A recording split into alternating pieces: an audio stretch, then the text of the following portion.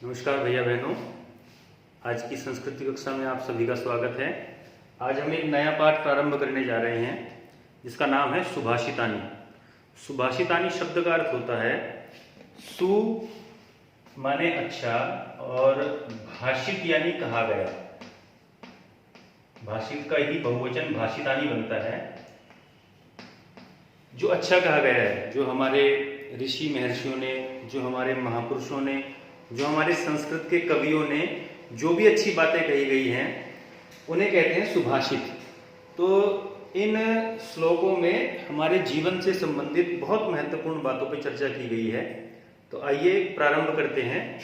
पहला श्लोक है आकाशात् पतितं तोयं यथा गच्छति सागरं सर्वदेव नमस्कारः केशवं प्रति गच्छति। ये जो श्लोक है जिसका हम अभी अध्ययन कर रहे हैं, ये विशेषकर हमारे हिंदू धर्म के बारे में, हमारे हिंदू धर्म ग्रंथों की हमारी पूजा पद्धति से संबंधित ये श्लोक है।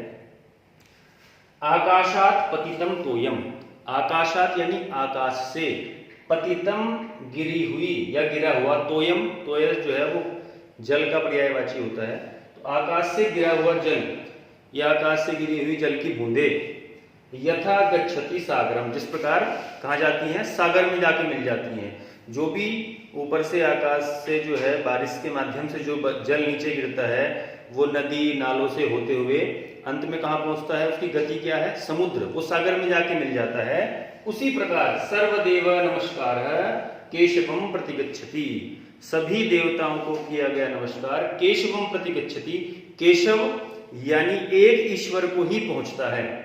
देखिए हमारे हिंदू धर्म में हमारी पूजा पद्धतियां अलग हैं, हम लोगों के इष्ट देव अलग अलग हैं। हम अलग अलग, कोई राम को मानता है, कोई कृष्ण की पूजा करता है, कोई शिव की पूजा करता है। तो उनके इष्ट देव अलग हैं, उनके माध्यम अलग हैं, उनकी पद्धतियां अलग हैं, लेकिन वो अंत में एक ईश्वर को ही, क्योंकि हमारे यहाँ कहा गया है एको वही सह, वह ईश्वर एक है। तो अंत में जो है वो जिस प्रकार आकाश से गिरा हुआ जल नदी नाले इत्यादि से होते हुए अंत में समुद्र में जाके मिल जाता है, उसी प्रकार सर्वदेव नमस्कार है केशवम प्रतिगच्छति, सभी देवताओं को किया गया नमस्कार, सभी देवताओं की गई उपासना, उनकी पूजा, उनकी प्रार्थना, वो अंत में एक ईश्वर तक ही पहुंचती है। वो एक ईश्वर सब देवताओं के रूप में हमारी प्रार्थना, हमारी उपासना को सुनता है, स्वीकार करता है। तो ये पहला श्लोक हमने पढ़ा। इसके बाद आगे एक श्लोक और है, हम देखते हैं। अष्टादश पुराणेषु व्यासस्य वचनद्वयम् परोपकारः पुण्याय पापाय परपीडनम्। अष्टादश पुराणेषु, जैसा कि आपको विदित है कि हमारे यहाँ 18 पुराण होते हैं। तो व्यासस्य वचनद्वयम्, महर्षि वेद व्यास के वचनद्वयम्, दो वचन हैं, दो बातें हैं। किसमें? अष्टादश पुराणेषु, 18 पुराणों में। 18 पुराणों में महर्षि वेद व्यास जी की दो बातें हैं। बातें बहुत सारी हैं, बहुत सारी बातों पे चर्चाओं पे की है, बहुत सारी विषयों पे उन्होंने लिखा है, लेकिन जो महत्वपूर्ण जो दो बातें हैं वो बताई गई है। वो क्या है? परोपकार है पुण्याय, परोपकार जो है वो पुण्य के लिए है। यदि हम दूसरे का उपकार करते हैं, यदि हम दूसरे की सहायता करते हैं, यदि हम दूसरे के कार्य को सिद्ध करने में अपना सहयोग देते हैं, तो ये किसके लिए है? ये परोपकार के लिए है। और क्या कहा आगे? दूसरी बात क्या कही है? पापाय परपीडनम, और दूसरे को यदि हम पीड़ा देते हैं, हमारी वजह से दूसरे को दुख पहुंचता है, हमारी वजह से किसी को कष्ट होता है, हमारी वजह से यदि कोई परेशान होता है, तो ये किसके लिए है? पापाय, पाप के लिए। यानी पाप पुण्य की बड़ी एक छोटी सी परिभाषा महर्षि वेद व्यास ने एक लाइन में बता दी है कि पुण्य क्या है और पाप क्या है। तो पुण्य क्या है?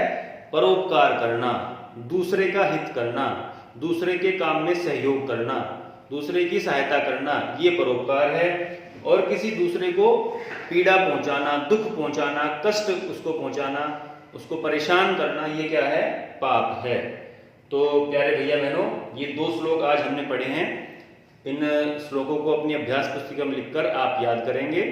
धन्यवाद, आपका दिन शुभ हो।